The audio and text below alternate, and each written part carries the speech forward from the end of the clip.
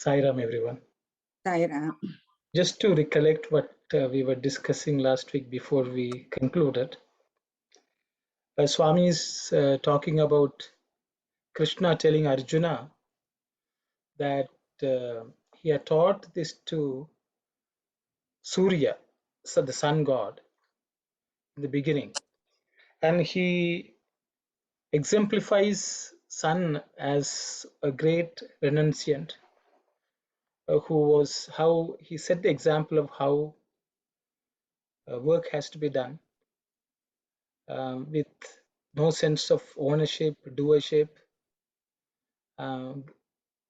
without, for a moment, not doing what he is supposed to do, with the ideal state of state of being, I would say, or mind. And then Swami says Arjuna was chosen by him because he had similar qualities. So I think we had a lot of discussion about 2 points, I think. I think Sister Aruna had asked the question, what are those qualities of Arjuna similar to what the sun god had, so that we can cultivate ourselves, at least a few of them to some extent, so that we will also prepare ourselves, so we will make ourselves qualified to learn from the Lord. I think that was one question. And the second question was, I think, from Kalyani, about what is Sahaja Karma, so that we know that we engage only in Sahaja Karma. I think those are two questions.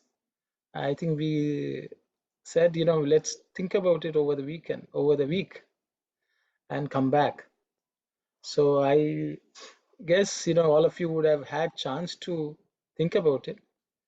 So what I will ask the sisters to do is just to read that last slide, and then we'll discuss. If anyone has already thought about it, please share. There were 1 or 2 conversations I had, but I hope we all discuss. Saira. Saira. It is only in the karma, that is your very nature, that you can have fortitude. If it is just an assumed duty, you will find it difficult to put up with the troubles and travails. Assumed karma is called asahaja karma, and karma that is the expression of one's genuine self is sahaja karma. Now, sahaja karma will sit light, and asahaja karma will always be a burden. Asahaja karma will induce conceit or the feeling, I am the doer. So it will result in exhaustion of elation, disgust, or pride. Think of this one point.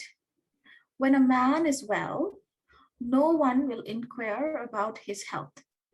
But if he is stricken with illness or sorrow, everyone will inquire why and bombard him with anxious queries. Why this anxiety? Man is fundamentally happy and healthy. His nature is joy. That is his sahaja swabhava, innate quality. So when he is happy and healthy, no one is surprised or worried. But grief and sorrow are strange to his makeup. They are the results of delusion that has overwhelmed his nature. So people get worried and they set about finding out how he got so deluded. The sun is teaching us that when one is oneself, there will be no exhaustion or elation, no disgust or pride. The task of Surya is not something imposed from outside and taken up under compulsion. That is why it is performed systematically and smoothly. He is also exhorting mankind to use the time that he creates and allots fully and fruitfully, not merely for living comfortably and safely, but for living a moral and elevating life, worthy of the destiny that is man's. Now, you can realize why the Gita was first taught by the Lord to the sun. He's the great karma yogi, the great nishkama karma yogi. Krishna is now teaching this indestructible Geetha Sastra to Arjuna, the representative of man at the crossroads. He chose him for he has the same excellences, is it not? Reflect on that for a moment. If Arjuna was not a vessel endowed with such virtues and splendor, Krishna would not have decided to use him as his recipient of the Gita. The Lord will not give gifts to the underdeserving. Arjuna had the qualities that were needed for receiving the teaching, and he was chosen. Thank you, sister. So, I think there were many qualifications of Arjuna were shared, that he was an ideal student, he had total faith in Krishna, and so on. So I think the question, I think we will first, why don't we, I think there are two questions, so I would like to address each question separately. So I think because the Sahaja comes first, so in these 5 paragraphs or 4 paragraphs that we have read, so why don't we discuss Sahaja Karma? I just wanted to point out there are a couple of things. One is Swami has also used the word Sahaja Swabhava. That is an innate quality. Sahaja means that which is born along with us. Sahaja. Saha means with. Ja means born. Actually, Sahaja means even our siblings also can be called Sahajas. Because Agraja means older brother. Anuja means the brother after us, which is younger brother. Agraja, Anuja. Sahaja can be said the one who is born along with us.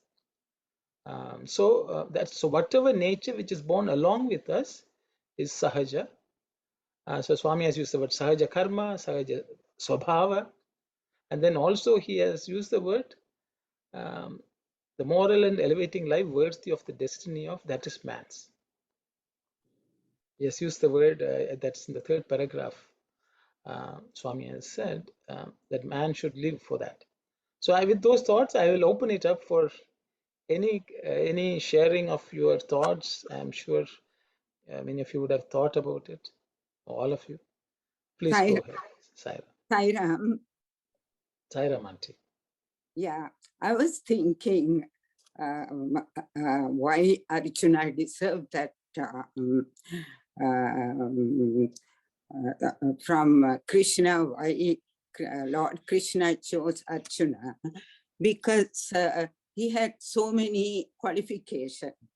When they were sent to Gurukulam, like Pandu's children and Dhritarashtra's children, he excelled in all form of archery, and he became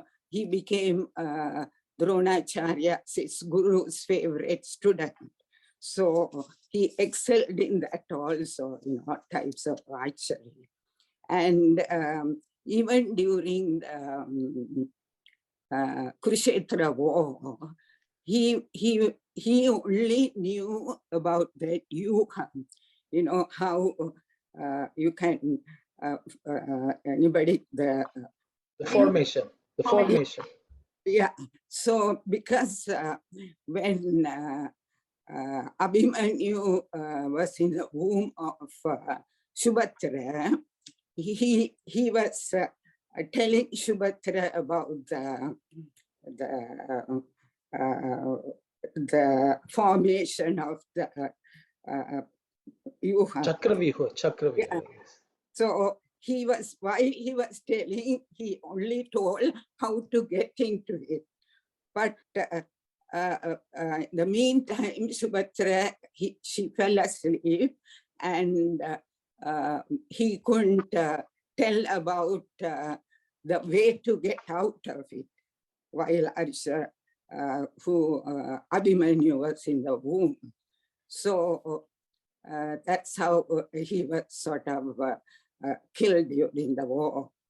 And also I find now during Draupadi Swayamvaram, they were in exile and they discussed Brahmanas, and it happened that they wanted to see the Swayamvaram, so all 5 brothers went disguised as Brahmanas.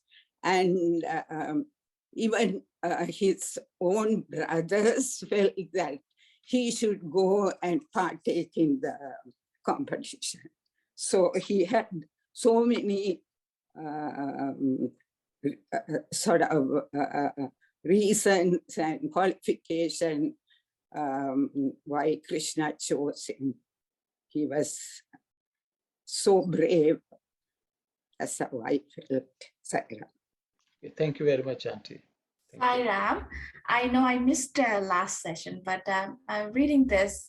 I just have one question though. So yes, Arjuna is very brave and he's intellectual and he was a good student. There's no question about it. But my question here is, did Krishna chose him because of the right moment then and there? Because at this point, he gave up everything and he surrendered and he's asking Krishna for what to do because he's expecting Krishna to direct him and he's not using his intellectuals or he's not thinking I am the doer, I can decide, but he's asking Krishna for direction. Is that the reason he chose, or because of his qualification throughout the life, like, you know, he's a good student, he listened and all that? Because I don't know, with my limited understanding, I feel that Arjuna did have some ego or some thought that he knows it all in a sense, because I think of the moment when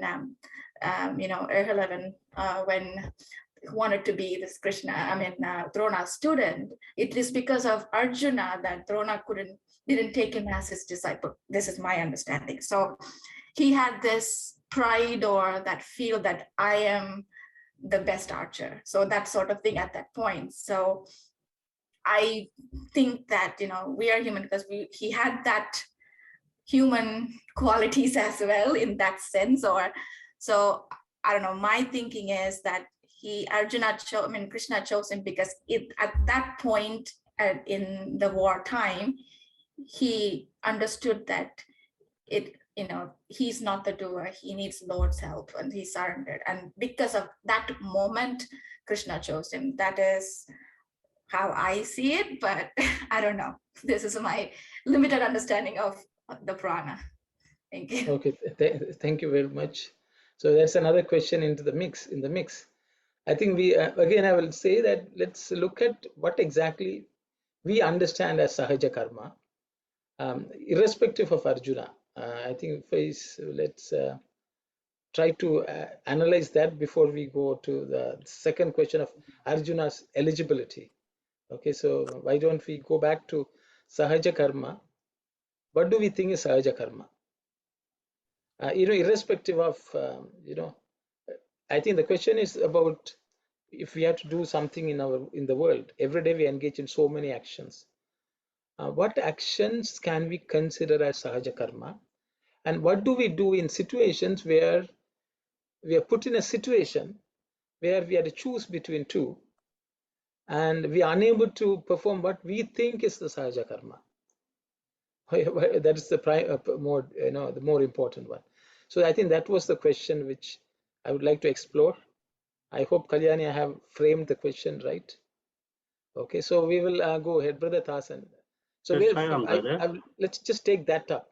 So every day we are engaging in actions. Can we make sure that we only engage in Sahaja Karma? I think that's the question. And what do you consider Sahaja Karma for yourself? I think that's the way I am going to ask people. I hope I don't put people on the spot. Okay, sir. So, Sairam, brother. So, Sahaja Karma is determined by the virtues. So, we say Atma is the nature of the 3 qualities, Sat, Chit, Anand. Same thing, even God has 6 virtues, qualities. In the last class, you taught us. Same time, even ladies supposed to know what their virtues. In Mahabharata, they are very emphasizing the virtues. Without the virtues, you cannot do that one. But we have to know our qualities. whether you like it or not, most of the people, they don't like to talk about the virtues this Kali Yuga. But in order to live good quality life with happy life, we have to know our virtues for the ladies. And Swami taught us, and brother, you are the one taught us that one too.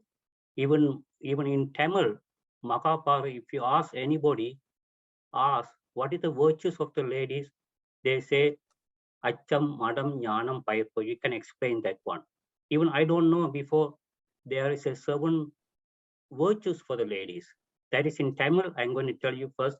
Early Panivu, Porumai, Surusurupu, Inia Subhavam, Uyaranda Tattvangal Nil Piriyam, Adakam. If you put it in English, you have to know how to live in simple life. Even if you have wealth, you have to live as a simple life.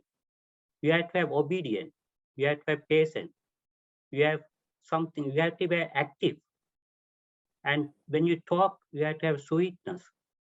Then you have to know that this old in valuable text, you have to have some kind of interest to learn those kind of one. Then next one, I don't know how to say it in Adakam, maybe respect or modesty, I don't know. So Modesty. Modesty. So if you take the men, we say in Tamil, aram porul inpam.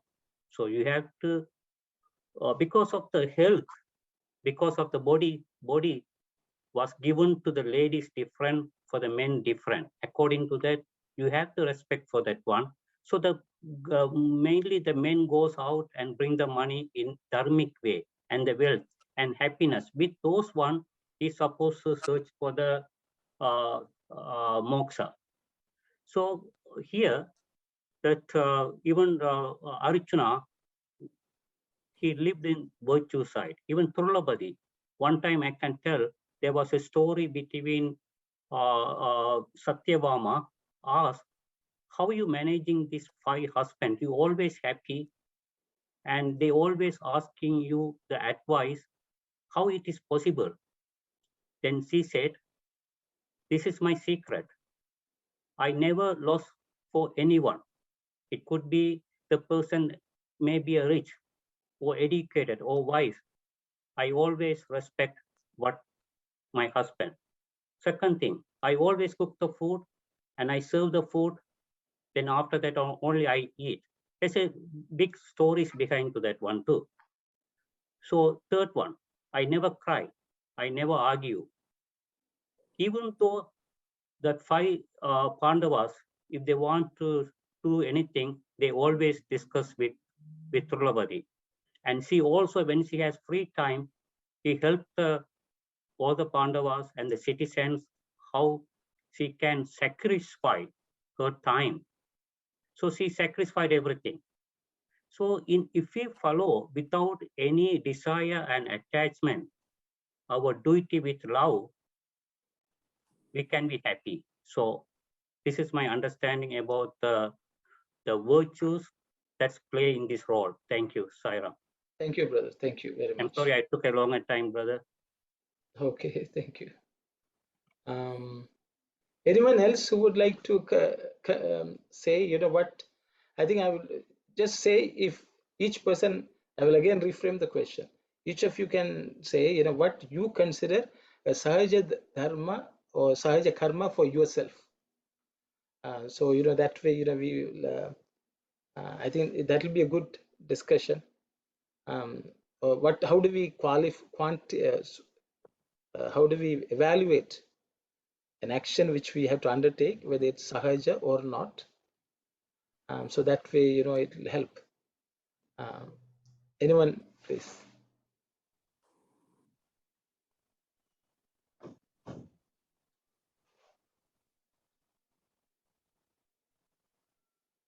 Sorry, brother, what is your question? Can you Okay, okay. Very sorry. I don't know whether maybe I will. I don't know. I will ask Kalyani. Can you? It may be. It will help. You know, I tried to, you know, state the question twice, but I don't know how good I am at communicating that. So please go ahead. I guess my question came out of the fact where we were talking about how if we are doing sahaja karma, you will never feel exhaustion. Like you wouldn't need that, you wouldn't have that sense of I need me time, I need my personal time, or I need time to rest. So if I think about the things that I do day to day, I think that there are definitely times when I feel exhausted and I feel like I do need to rest, or I need time for myself to just kind of refresh. And so I feel like I'm probably not doing sahaja karma most of the time. So my question was like, yeah, what really is sahaja karma? So and how do you get there? Like, how are you able to work without ever feeling tired? And we were talking about, doing your best at wherever you are, like at work, or and doing it with love. And those are the ways to do sahaja karma. But if I think about my own life, like I can go to work and I can do even better than I'm doing now and be more caring, and I can stay till 8 p.m. every day. But then I also have a family and responsibilities there too.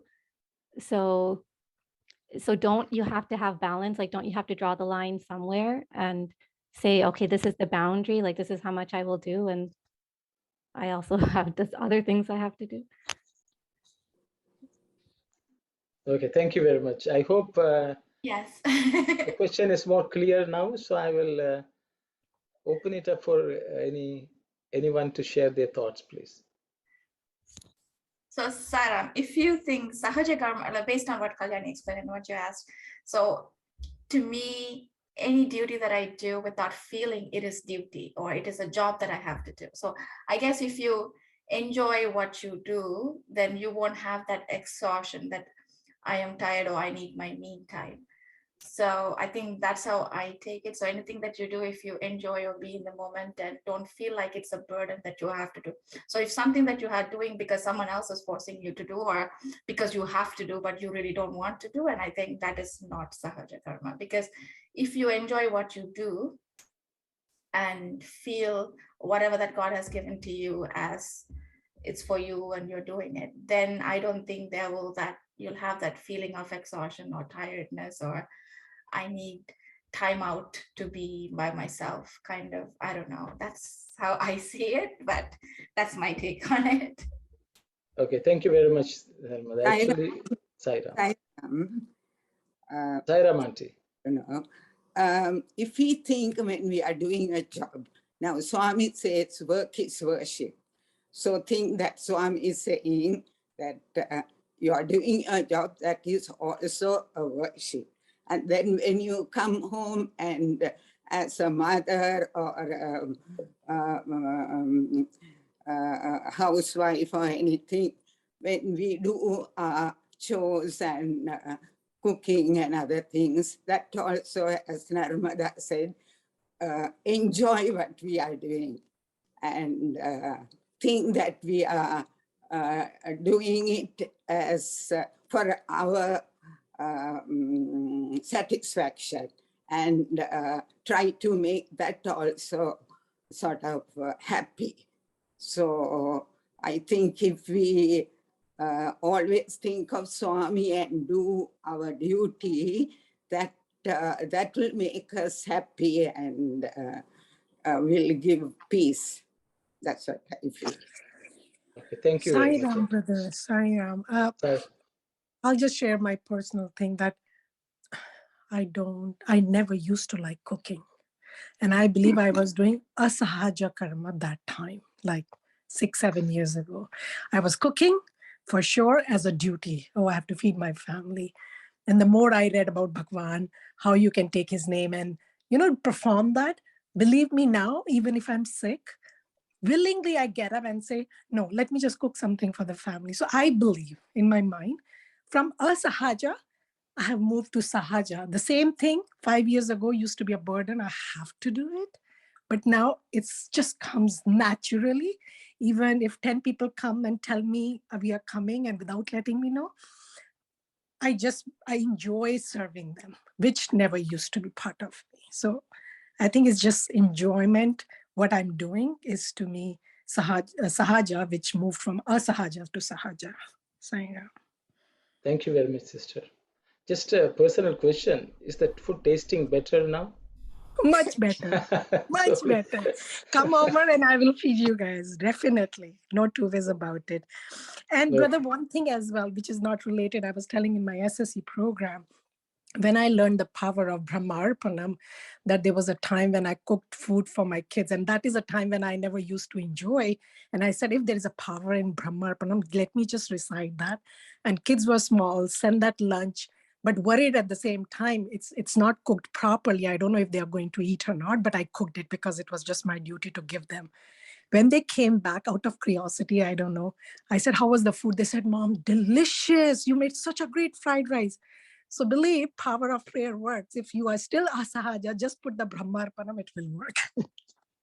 Okay, thank you very much. Thank you very much, sister. Anyone else would like to share anything, please? Yeah, Some wonderful. Saram, Yes, brother. Yeah, sahaja karma, that is like you just have to enjoy what you are doing. Doesn't matter at home or at the workplace. You know, you're willing to do it and doing with the love, and then you don't feel tired. You know, but if you don't like something, that moment, that's anything, anybody asking questions or anybody asking help, everything irritating you, that's make you unnormal, that feeling. So whenever you willing to do it like as a service to God, you feel that one, this is I'm doing for the God. That's how you feel sahaja. But even the home, like some people, you know, they're in the wrong place. Some of the stars they choose it, they don't like it. They only use it for the money, purpose of money or something, or please somebody else. That's not going to work. It has to please you first, anything you do. That's why my understanding of sahaja, that you know, it doesn't irritating you whenever you're willing to. Saira. Thank you very much, brother. Thank you. Thank you. I am, brother. I think I have mentioned before too, the sahaja karma, then you have to feel that I'm not the doer. So there shouldn't be any attachment. So when you feel like that and do, and with a, that gives you enjoyment because you are not attached to the fruit of any of my action. So it clearly says, asagaya karma, I am the doer. Then sahaja karma, you are not the doer. So do it without any attachment. That comes as a. Thank you, Saira. Thank you very much, sister. Thank you. Any other thoughts, please? Hi, Ram. Yes, sister.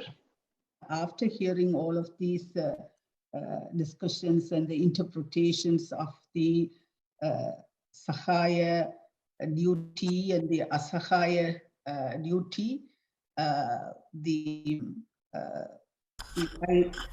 got the sense, maybe mine, it's kind of little summarize what they have told. In my personal experience and the view, even maybe the why I am bringing this, because Sister Kalyani asked, sometimes at the end of the day, the work is finished, we all would be thinking that I'm really exhausted. I don't want to do this job anymore. I need some my own space and those things.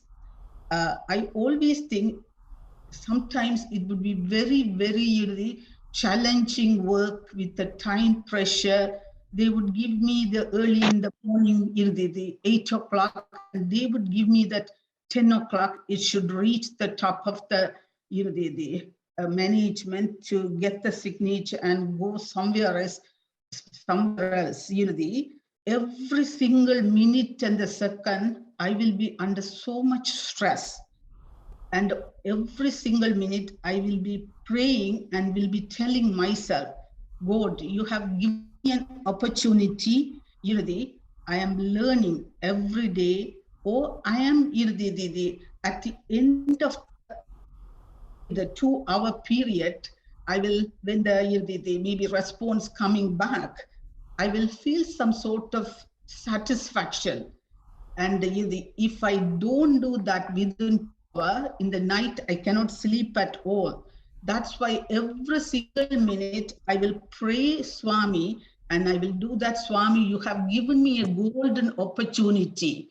The day by day, I have developed this sort of mindset. You have given me a golden opportunity. I am really enjoying. I am learning. I am lifting myself to the other level. So thank you, Swami. And this sense of very satisfaction at the end of the day, in that way, even though all naturally, the people, they will feel that this is an asahaya duty, and I turn myself in a positive way. I have made myself, this is a golden opportunity to portray my skills and my maybe the credentials and everything to showcase. If you look like that, it's a golden opportunity. Sister Kalyana, you will feel some sort of satisfaction and come home, and you can do happily in the other work too. And that is the way I that is my personal experience and the personal view how to change asahaya to sahaya. That's an important point. I think that everything is asahaya. If we look at differently, but you can turn it to sahaya the way you handle or the way you deal with that one. Thank you, Sairam. Sairam, sister. Sairamana. Yes, Sairam, Satish. Yeah. So just an analogy that Swami gives, that a traveler, he wants to get into a train to get to a place. So in one case, the traveler gets into the train compartment. He has a lot of baggage with him. After getting into the train compartment, he's sitting in a particular place, and still that luggage that he has with him, he continues to keep it on his head and make the travel. In that, to me, is asahaja karma. In the other case, the same passenger, he gets into the compartment. Instead of keeping the luggage on his head, he keeps the luggage on the train. He sits beside that luggage and makes the travel. That is sahaja karma. So the aspect of the same thing of, if I take I am the doer, then that same luggage I am keeping, though I am sitting in the train, though I know that the train can carry or get me to the destination with the baggage, I still have that luggage or baggage on my head, which makes the whole journey asahaja. But if I take that and leave it on the train, which is Swami or God, I am able to make that journey very comfortably. And that act of, whether I call it as surrender, nishkama karma, or like Anna was saying, born with that sahaja, that is the innate quality of being born with, is love. So with love, I do the duty, or love without duty is divine, as it is told. That aspect comes into, and it becomes sahaja. So I am still doing the same work, but instead of keeping that baggage on my head, I have just moved it onto the train, and the journey remains the same. Everything remains the same, but I am able to enjoy the journey as it happens.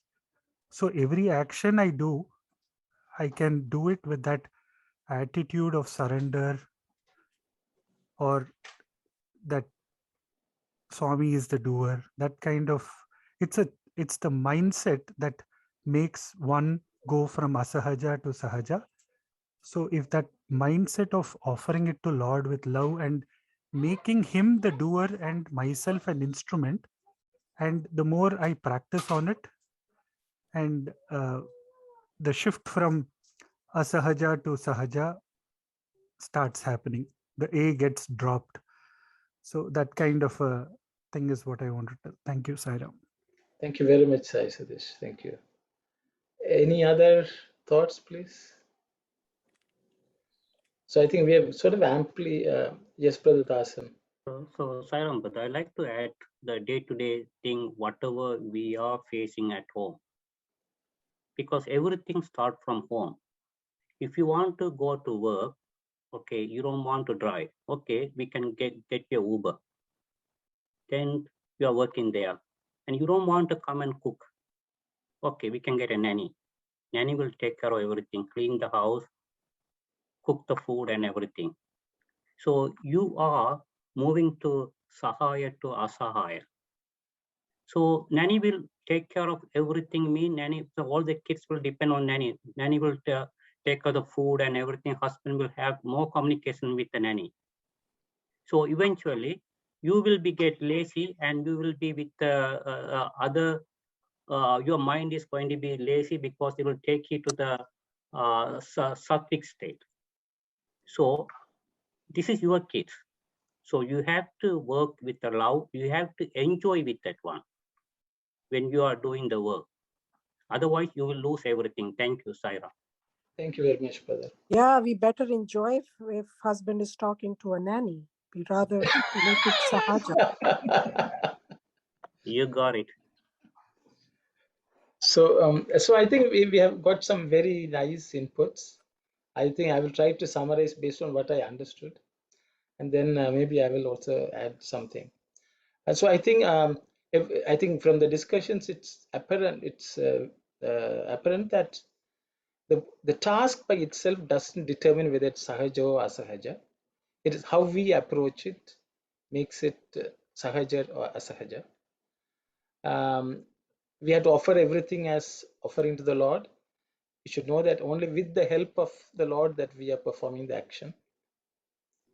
It is us alone cannot do it. So, and we should be happy that we have been given the opportunity to be part of that. I think these are the thoughts which have come. So I think we have discussed, so that's my quick summary of whatever I heard so far. I think we have discussed Swami categorizing, at least I think I'm the one who shared it. An activity can be nirbandha, sambandha, or kartavya. Compulsion or choice, or that is the right thing to do. And Swami always says we have to do what's kartavya. So our attitude should be, this is the right thing, appropriate thing to do in this situation. So then naturally it will be, I think we can transmute any activity into a sahaja activity. That is the gist of what I got. So for example, I think Kalyani's question of, I had to work till 8 o'clock, then are things to be done. I don't know. I don't know how to free myself from that so that I can come home and do other things where I am required. I think that's I think it is something which everyone struggles with. But based on whatever I have heard from everyone, I realize that if today at this point in time we have to do something, let us give it the best today. I think Sister Narmada said, being present. At this moment, this is what I have to do. But maybe I have to do something to change the situation or better handle similar situation in the future. But at this point in time, we have to do what we have to do. We can pray to the Lord and do whatever we can and try to transmute that into a sahaja karma. And, saying that I'm not the doer, maybe at home, Swami will do it for us. Because I'm not the doer anyway. So something like that. So I think ultimately it all balance down. We have to ultimately surrender to the Lord so that He can work through us.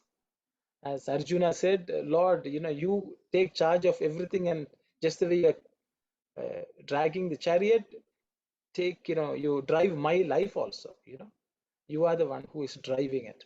I think that was the sense which Arjuna came to at the end. And then that's when Krishna took the reins so I think that's what I gathered. I don't know whether it's good enough. I will ask Kalyani, who should be the final arbiter of all the inputs. Sai Ram, Kalyani. Hi, Ramanka. I think Sister Shivani has her hand up too. Okay, Sairam, Sister Shivani. Just a quick question, if it won't take everybody's time. Can a person born with Sahaja Subhav? So, okay, so I think, okay, it's a good question, but maybe I will just clarify. I think we should all understand the word is Sahaja, whatever we are born with. Okay, so it is not Sahaya. Sahaya means somebody's help. So I think, you know, I hope it's not a Sanskrit class, but Sahaja is one what is born together. Yeah. Sahaya means help. Like Swami in Ashtotram, we say Asahaya Sahayaya Namaha. That means we don't, Asahaya means we do not have anyone to help. You are our help. So if we pray to the Lord Asahaya Sahayaya Namaha and do the work, then it's all taken care of. Means we are Asahaya means, so there are two different words. And I think Sister Shivani's question, Sahaja Swabhava, we are all born with some nature.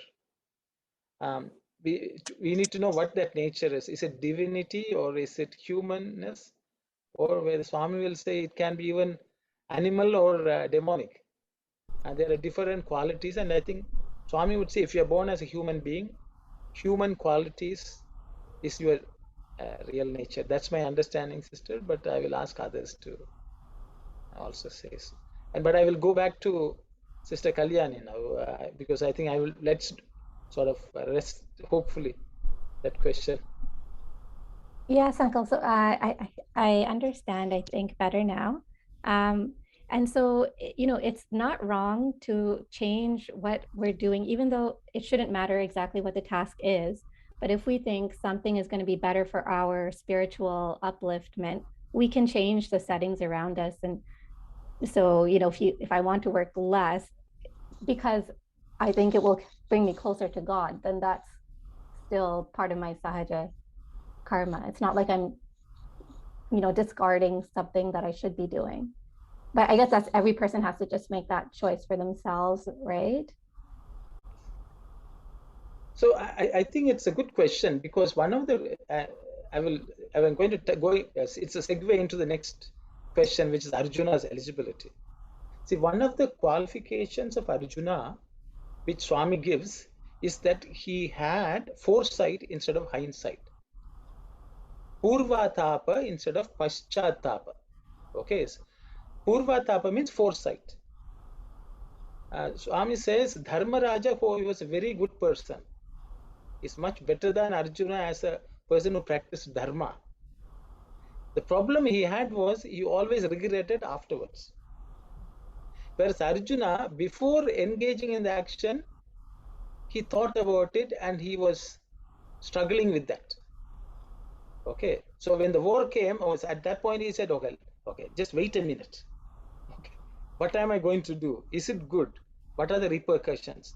He was thinking with foresight. Sometimes in life we get into situations because we have not thought through. Because we took up a task and we really, you know, even took up a job without realizing what it involves and what are the other things which will get affected. So foresight, I think we may have to more and more employ, so that we don't get into situations where we say, oh my gosh, what did I get into? How can I sort this out? Or we should sort it out in advance, which was a quality which Arjuna showed. I hope I'm just reflecting on what you were saying, Kalyani. Yeah, since you're talking about foresight, when Pandavas were invited by Dhritarashtra for the dice game, who Dharmaraja wanted to oblige them, and also he had a weakness for the dice game. But Arjuna was not very happy to go because he knew that it was not a genuine invitation. So as you're saying about the foresight, he had that quality in him. Yeah. Thank you very much, Auntie. Kalyani, you had anything to add? Are you okay? I think I'm okay. And I just want to clarify, I guess, one point, because so like we were saying, like it does depend on each person, and it may be different. Like even if somebody's has the same field as me, same profession, same family responsibilities, what's their sahaja karma may be completely different. Like for somebody else, you know, having a nanny may be part of their life and what might be right for them. Like if they've, you know, trained 10 plus years to become like a surgeon, for example, and their surgical skills are really needed in the country, in the community, then maybe it's right for them to have a nanny to look after their children if they can't. Does that, I mean, I know Swami says that being a mother is, you know, one of the most important jobs.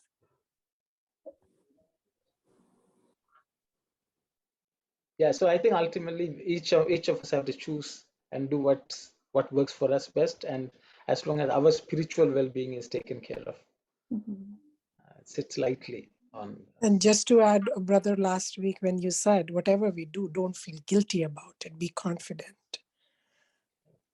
Yeah, we have to offer it to the Lord, you know. In the Bhagavad Gita, Krishna says, Shubha, Shubha, Parityagi. You know, we have to offer even good and the bad also at the feet of the Lord. Offer it. Yes, sister. Thank you. We see the volunteers, right? Whenever we see them, never seen them tired because they're willing to do it. They, for the God's sake, they enjoy that one. Even I saw that some of the functions we go, and we just sit and wanted to watch, and they don't think it that way. They don't enjoy it. They can't see that function, but their mind is completely, we wanted to save these people. That's why they've never been tired. Even I see, even the Sai organization, you would see that hours and hours they put their volunteers, and they never watch it. But we go and say, okay, somebody coming, give a speech or whatever. Their mind is like, make sure everything goes smooth, and they make sure work for that. They work toward for that. And they never watch it, those things, but they are not sad or we did, because why? Because that's why they choose, they become volunteers. They think it's their service that is more important than watching those whatever function. They don't think about enjoy themselves. That's what they never seem tired. But like the moment we think it is a work, and then we feel tired, because that is, we have to have our, we think it like we are doing that one, and it's not the otherwise the volunteers, they think it God make me to do it, so they think about God first. Here that is, we think it we are doing, and the moment we think it we are doing, and we tired. Sign up. Thank you very much, brother. Thank you very much. So I think just the last comment, I think Swami says, if we do asahaja karma, it results in exhaustion, elation, disgust, or pride. I think so if we experience any one of those, we should really think that we have to change our attitude towards what we are doing and transmute whatever we are doing into sahaja karma. I think for now, I think we'll move to the next question. Okay, Arjuna. I think there are now two questions now on the table. One is, what are Arjuna's qualifications, and how do these qualifications compare with, you know, some of the negative qualities Arjuna may have shown, as pointed out by Sister Narmada earlier on in his student career, especially when he was faced with Ekalavya. So I will again open it up. Can we identify? I think let us not go back to the qualifications which already mentioned. You know, that he was a good student. You know, I think even in his student days he did very well, as today Auntie Manori was pointing out. He seemed to have done the best in every situation. But do all these compare with the son? I think that's a question which I think Sister Aruna had posed. So I will open it up for everyone to share your views, please, Saira, or your thoughts. Sairam. Sairam, sister. I think two important the characteristics I can compare with the Arjuna. Sun, if by the sun rays, it can burn something if it really needs to be done, sun can either burn up everything. If for other things, for energizing the world, or just to plant, grow, or for multi-purpose or various purposes, it can do it can do so many good things for the well-being of the cosmos too. So similar to sun, Arjuna also, if he is fierce and angry and everything, he can do the Twamsam for all the warriors. And also he has the very discriminating power, where to use the maybe the burning side, where to use the good side. So that sort of discriminating power, only out of 5 the brothers, Arjuna has that sort of quality. If it is that's the furious battle side. If you want to quickly tell someone and they're ready with the battling the opposition party, that person has to have 2 power, quickly grasping and also that sort of the power too. Brother Aruna has already mentioned that even the Dharma Raja, he has more good side, but but he doesn't have that, maybe that the quickly maybe the quickly grasping and maybe the acting according to that situation. Maybe that Dharmaraja may be missing that part. That's why maybe the Lord Krishna has chosen Arjuna just to give him in the battlefield and quickly grasp and act accordingly for the being of the universe. That's my the sense why Lord Krishna has chosen Arjuna. Even Sister Narmada asked about that, why he would have given in the other time, because of the surrendering at the battlefield. That could be the reason Krishna maybe would have given that sort of the Bhagavad Gita to Arjuna. Not necessarily maybe surrendering, maybe the one part of the elements, but there are more than that one. The surrendering, you need to have the surrendering the part to Swami, so that the God's grace, but that doesn't only good to compare with sun. The sun has, even when I read the materials, I have learned that even the Surya is the highest the form of the Atmic attributes or something. Thank you, sir. Okay, thank you very much. So I think what I'm going to do is I just look back at the chapter. The qualities which Swami has pointed out are few for about the sun. I will just quickly list them, and then we will see whether Arjuna demonstrated any one of those. The first thing he says, the type of service sun does to the world. Okay, he is always doing work in this world so that everyone in this world benefits. Okay, number one. Then Swami says he has great renunciation. Okay, for a second he is not thinking about his glory or that he has to rest. He doesn't think of these two.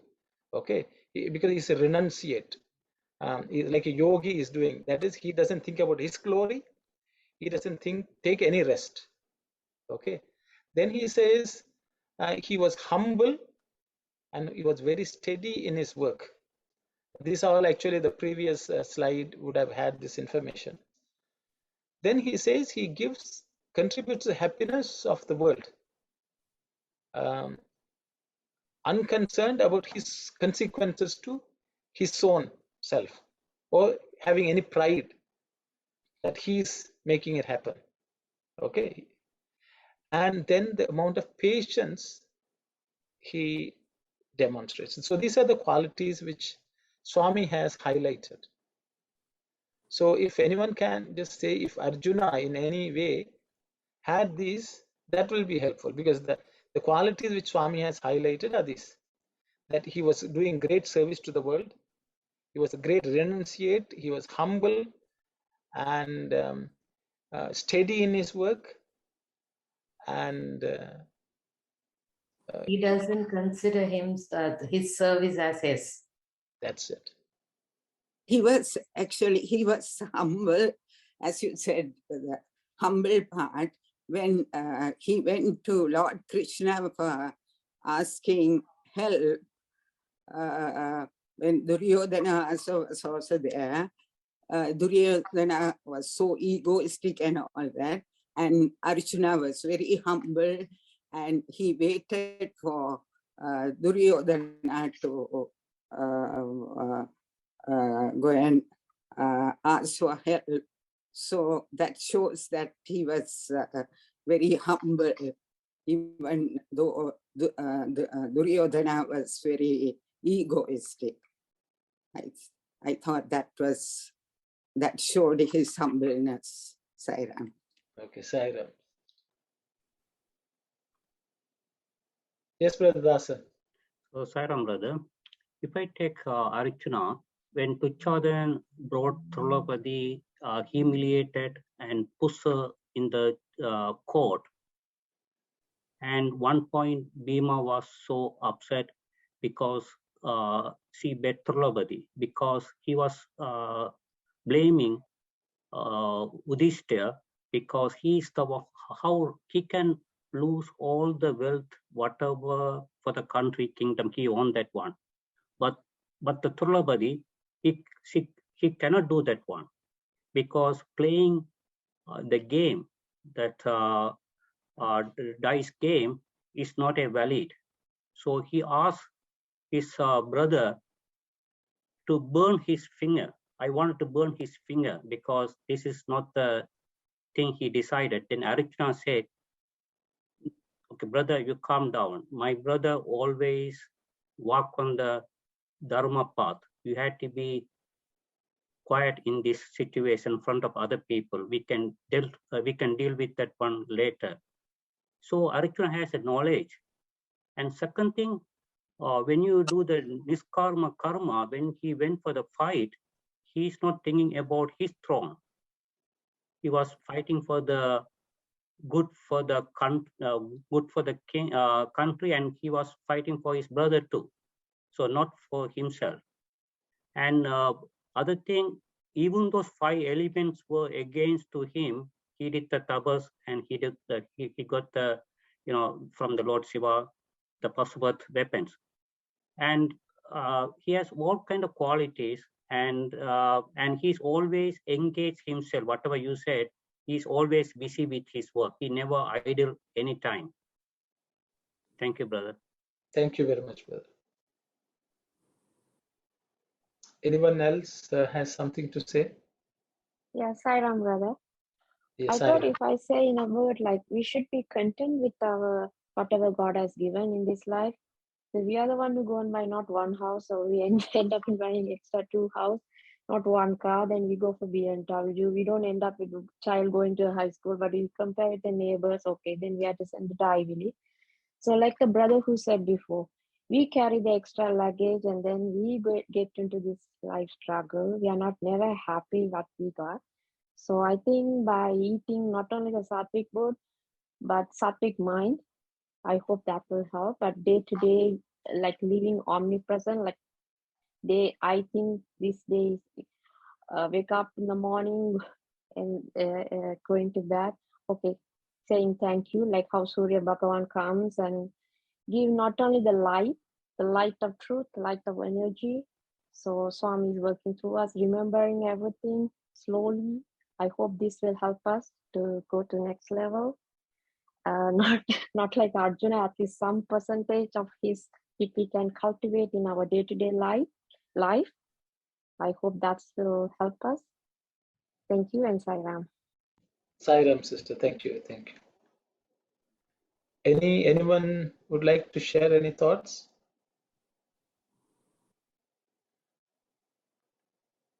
Maybe I would say one thing for the renunciation. Maybe this may be right or wrong, I don't know, but it just popped up in my mind. Arjuna won Draupadi at the Swayamvaram, and he would have taken Draupadi and would have lived a very good life with his father-in-law or on his own.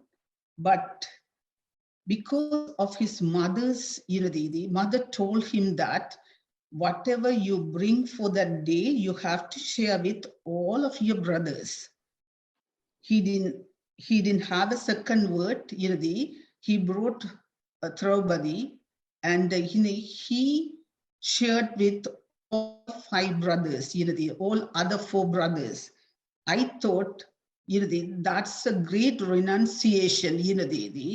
Who is going to give up his wife for even a one simple thing.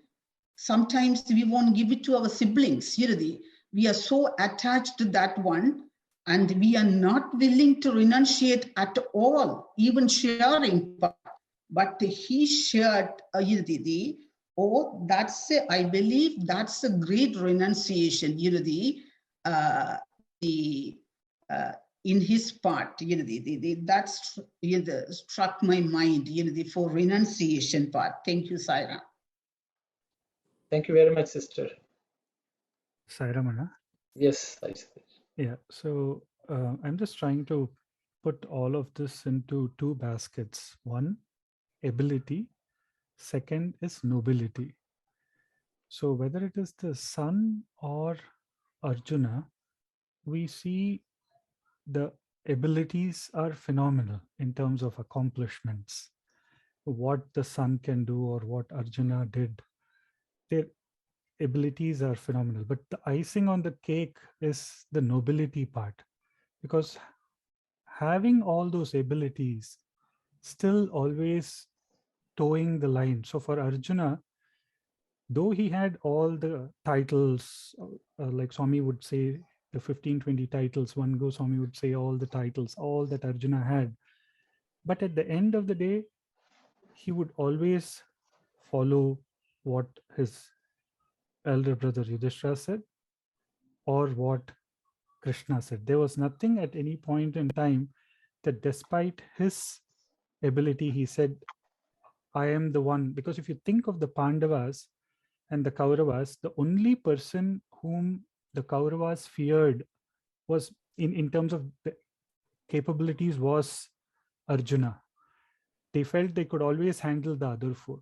So Arjuna himself knew of that kind of aura that he had, but always that ability bowed down because of the nobility to Krishna or to his elder brother, always following the dictates of Dharma. So when that happens, it's like what the Swami says in terms of unity of thought, word, and deed, and purity in terms of the character. When that happens, divinity manifests. So it's that ability, nobility, making them deserved of God's grace, and at the same time having that unity and purity, which results in that divine proximity. So just thought of sharing. Thank you, Saira. Okay, thank you very much, sir. Thank you. Sairam, brother, I would like to add one here.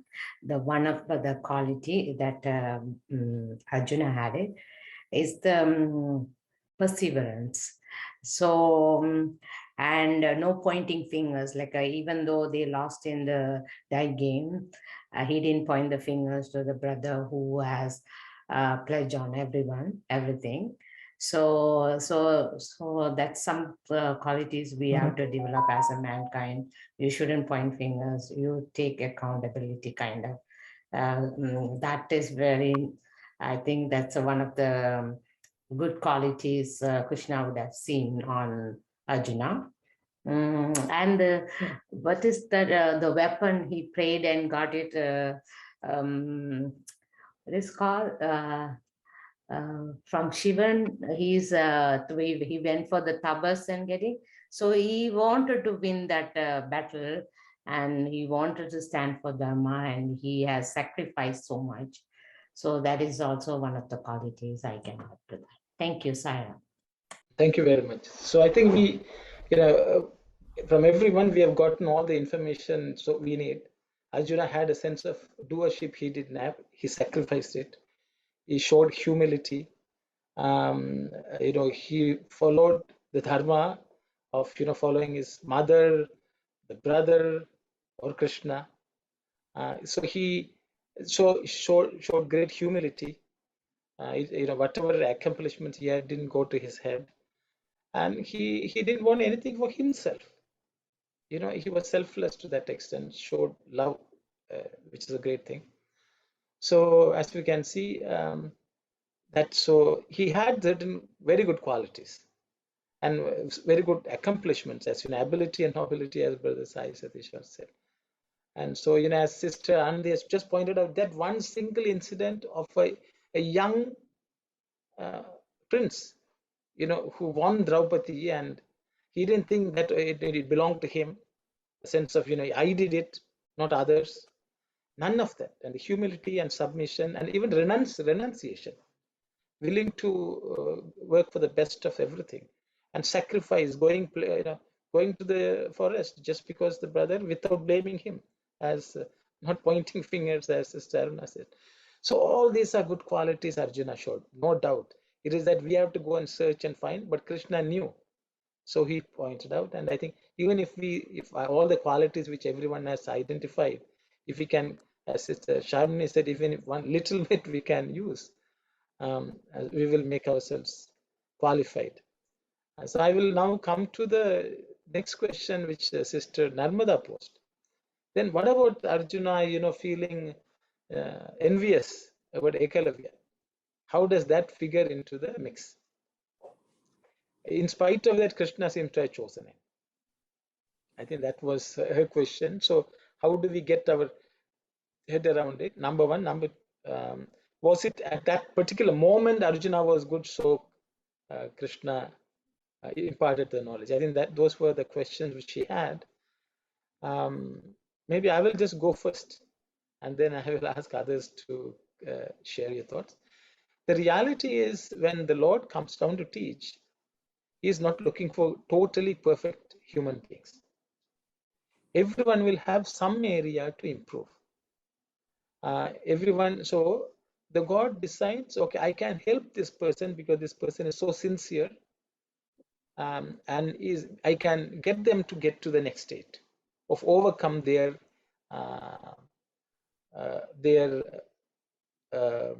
some blemish, okay, some limitation. So Arjuna, yes, to a great extent, he felt that he was a great archer. Always he felt. Even during the war, sometimes Krishna had to point out to him, that if not for Krishna, that he would have not had anything. Even Krishna took pains to demonstrate that Karna was a much better archer and much better human person, human being also. That also he tried to prove to Arjuna. So there were areas where Arjuna had to learn, but Arjuna because he was humble, he learned those lessons, it looks like. And so I think that is my understanding. Otherwise, if Arjuna was so perfect, then there was nothing to be taught. He is Krishna himself. He will be Krishna. Okay, that was my thought.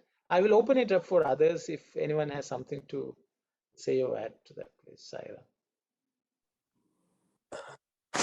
Brother Sairam, here, I heard one of Swami's student, he was relating this story as well, that one time Swami was, how Swami sometimes ignores students, and he wrote a letter, a big letter. He was not talking to him, or he was not listening. Initially he was, but he stopped talking to him. He wrote a big letter to Swami, And in that letter, there were 2 lines that Swami, even Arjuna was not perfect. He was not perfect. And we are also not perfect. So why you're not talking to her? We are like your Arjuna. And what happened is next day, Swami came and took that letter and went inside this interview room. And right after he came back, he said, where's Arjuna? Where's Arjuna? And nobody realized, but he said, the person who gave me the letter, and they pinpointed who was sitting, the student who wrote this letter. He said, you know what happened, Arjuna? Yes, you guys, Arjuna was not perfect, but he said, he asked the student, say, Karishye Vachanam Tava, means surrender. That's what Arjuna did. Even though he was not perfect, but he surrendered to me. And that's why he is Arjuna. Sairam. Sairam, sister. Thank you. So I hope, Narmada, you're okay. I will have to go back to the questionnaires to see whether. Yes, Anna. So that is helpful, because I was wondering, because if Sun is so perfect, and if Arjuna is like, if he's that perfect, so that this helps. And also Sister Shivani's story is very helpful as well, because I was going to ask, and the other question was, how would you compare Karna to Arjuna? Because I know you, as you mentioned, Swami has, Krishna did have to point out Karna is a better person in that sense. So how did Krishna chose Arjuna over Karna? So that explained as well. Thank you. Yeah, I think that also Swami has answered. I think the problem was Karna was, even however good he was, he did not choose Krishna even when Krishna advised him. So so he has mentioned that. So so I hope that. I think anyone. I think I thought Brother Dasan, did you put your hand up? Or? Yes, brother. So, Sairam, brother, even if we take whatever you mentioned that Arjuna is not perfect, we can point out 2 places. One is Ekalaiva, he was jealous. Then because of him, the Guru took the thumb out from the poor Ekalaiva's thing. And next one is when they started to show their talent at the place, the Karna came first time. Then one he saw that one, he was jealous. And they were talking about the caste and everything. And third one I can mention, he married many times. Even one day also, he stayed with a woman. So after that, he stopped those kind of things after went to the heaven, and he was not willing to go with Urvasi. That time Urvasi cursed him to either you're going to become a woman or man. So for that time, for 5 years, he lived in heaven, and he behaved good. Thank you, Saira. Sairam. Thank you. I think if there's no more thoughts, if you will read the next slide, or is it a new chapter? I think it's. Yeah, so we'll just read it. I don't think we'll have much time to discuss, I guess, but just read it and go home today, if everyone is okay. Something new to think about. Okay. Go ahead. When decline descends on the Dharma, which has been laid down, I incarnate as the Narakara from the state of Nirakara in order to receive it and protect it and save the good from fear, said Krishna. Now, this statement might cause some misgiving.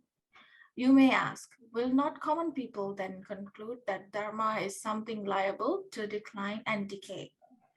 Will they not condemn Dharma as neither Nitya, unaffected by time, or Satya, truth? Well, you will grasp the importance of the task of protecting Dharma only when you consider its origin and purpose. God created this Jagat world on his own initiative, and he ordained various gods for its upkeep and smooth running. There were rules of correct conduct for every being. These form the Dharma. The word Dharma is derived from the root meaning where. Dharma is that which is worn. Desa, country, the Deha, body of Lord, is protected by the Dharma it wears. It also gives it beauty and joy. It is the Pidambara, the holy apparel of Bharat. It guards both honor and dignity, protects from chill and lends charm to life. Dharma preserves the self-respect of this land. As clothes maintain the dignity of the person who wears them, so Dharma is the measure of dignity of a people. Not only the country, every single thing in the world has its own special Dharma or uniqueness of duty and nature. Each has its distinctive clothes. Dharma rules the group and the individual. Take the 5 elements, the components of Prapancha, created world. Of these, water has movement and cold as its dharma. Combustion and light are the dharma of fire. Each of the 5 has its unique dharma. Humanity or for man, animality for animals, these guard them from decline. How can fire be fire if it has no power of combustion and light? It must manifest the dharma to it be itself. When it loses that, it becomes a lifeless bit of charcoal. So thank you very much, sister. So I think everyone can dwell on this, because from sahaja karma, sahaja swabhava, now Swami has come to swadharma, the dharma of each person. So you can see there's a connecting thread through all this. And Swami's animals, what is there, what they are born with animality. Man is born with humanity, and so on. So Swami wants us to think about this. And I think so everyone can sort of read, reread, contemplate on this and come. And we can continue our discussions next week, because once we open it, there may be it may just, I don't think 10 minutes are enough for us to conclude the discussion. So I think everyone can spend time thinking about dharma, the way Swami has explained. How can our dharma give us beauty, joy to the world, and how it maintains our own dignity, and so on. So I think those are my thoughts, just an introductory remarks, I would say, on these passages. And we can discuss slowly at the next session. I hope it's okay. If there are any comments not related to this, but in general, please do so. Otherwise, we will close with Samasta Loka and Shanti. Thank you for the beautiful session. Thank you so much. Sairam, sister. We have to thank everyone who contributed and made it so nice. Thank you, everyone. Sairam, Sairam. We'll close with Samasta Loka and Shanti. Thank you. Om